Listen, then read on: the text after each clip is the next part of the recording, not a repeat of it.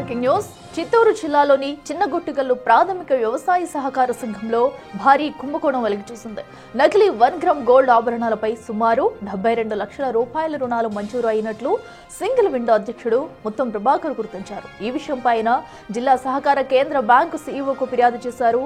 తనిఖీలలో భాగంగా DCCB manager ఏకంగా 29 బ్యాగుల నకిలీ 1 గ్రామ్ నగలను స్వాధీనం చేసుకున్నారు. రెడ్డమ్మ, రుతున్ అనే పేర్లతో 4 దఫాలుగా ఈ అక్రమ రుణాలు పొందారని తేలింది. 2020-2025 మధ్య జరిగిన లావాదేవీలపై సమగ్ర విచారణకు డీసీసీబీ ఆదేశించింది. దీంతో బాధితులపై కఠిన చర్యలకు సిద్ధమవుతుంది.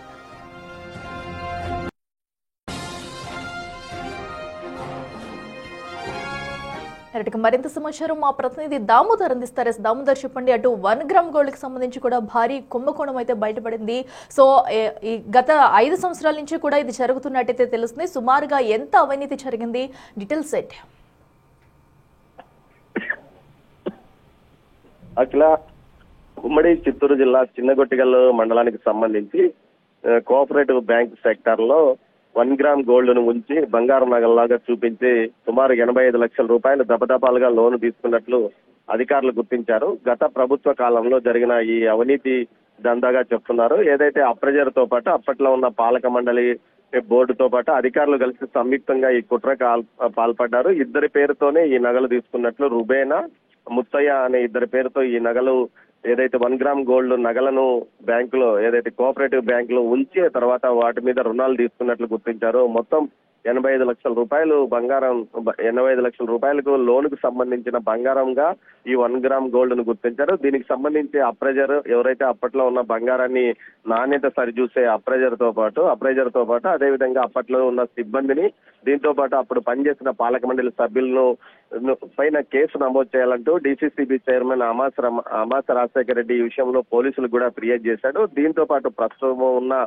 ఏదైతే స్థానిక కోఆపరేటివ్ ఆ బ్యాంకుకు సంబంధించిన ప్రెసిడెంట్ కూడా ఈ విషయాన్ని పోలీసుల దృష్టికి తీసుకెళ్లాడు. మొత్తం మీద ఇదే ఒక బ్యాంక్ లోనే జరిగిందా? మొత్తం చిత్తూరు జిల్లాలో ఉన్న అన్ని బ్యాంకుల్లో వ్యవహారాన్ని కూడా వెలికి తీయాలి, మొత్తం అన్ని బ్యాంకుల్లో ఉన్న బంగారాన్ని వెంటనే పరీక్షించి చూడాలంటూ కూడా ఏదైతే డీసీసీబీ చైర్మన్ అమాస రాజశేఖర రెడ్డి స్థానిక బ్యాంకులకు తెలియజేశాడు. మొత్తం మీద చిన్నగొట్టిగల్లో జరిగింది చిన్న తప్పు కాదు.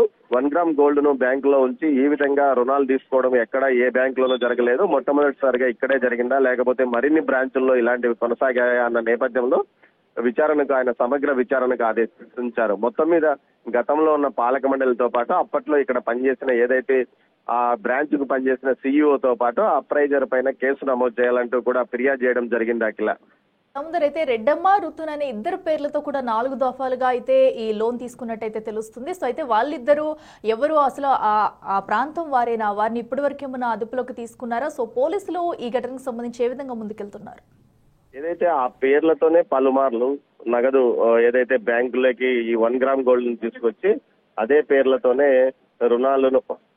రుణాలను తీసుకున్నట్లు సమాచారం. మొత్తం మీద దీనికి సంబంధించి పోలీసులు దర్యాప్తు కొనసాగుతుందని చెప్తున్నారు. పోలీసులకు ఫిర్యాదు చేయకనే ముందుగా అంతర్గతంగా బ్యాంకు ఒక పరిశీలన చేసింది. అందులో భాగంగానే ఇక్కడ బయటపడింది. మరోవైపు బ్యాంకు విజిలెన్స్ తో కలిసి మొత్తం ఉమ్మడి చిత్తూరు జిల్లాలో ఉన్న అన్ని బ్యాంకుల్లోనూ ఈ దర్యాప్తు ఇలాంటి నగలు ఏమైనా ఉన్నాయా అన్న కోణంలో కూడా దర్యాప్తు చేయాలంటూ కూడా డీసీసీ చైర్మన్ ఆదేశించాడు. అయితే రెడ్డమ్మ, రూబెన్ పేర్లతో తీసుకున్న ఈ లోన్లకు సంబంధించి వారు ఎన్నిసార్లు ఈ లోను బ్యాంక్ లో 1 గ్రామ్ గోల్డ్ పెట్టారు, ఆ తర్వాత ఎన్నిసార్లు నగదు తీసుకున్నారు, మొత్తం వీరే కాకుండా మరికొందరు పేర్లతో కూడా ఇదే విధమైన 1 గ్రామ్ గోల్డ్ ను 1 గ్రామ్ గోల్డ్ బంగారాన్ని బ్యాంక్ లో కుదవ పెట్టినట్టు తెలుస్తుంది. దీనికి సంబంధించి మొత్తం వివరాలు తమ వద్దకు తీసుకురావాలంటూ కూడా ఏదైతే డీసీసీబీ చైర్మన్ ఆదేశించినట్టు తెలుస్తుంది. అదేవిధంగా మరోవైపు ఈ కేసుకు సంబంధించి పోలీసులకు సిఐడికి ఇవ్వాలా, లేకపోతే తామే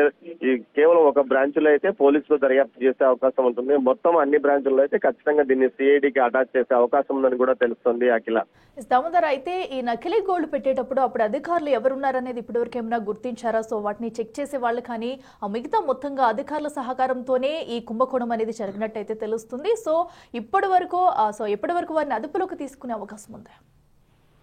అఖిల, చిన్నగొట్టిగల్లు ప్రాథమిక వ్యవసాయ సహకార పరపతి సంఘం పేరుతో బ్రాంచ్ ఒకటి నడుస్తుంది చిన్నగొట్టిగల్లో. దీనికి సంబంధించి సొంతంగా కార్యాలయం కూడా ఆ బ్యాంకుకు ఉంది.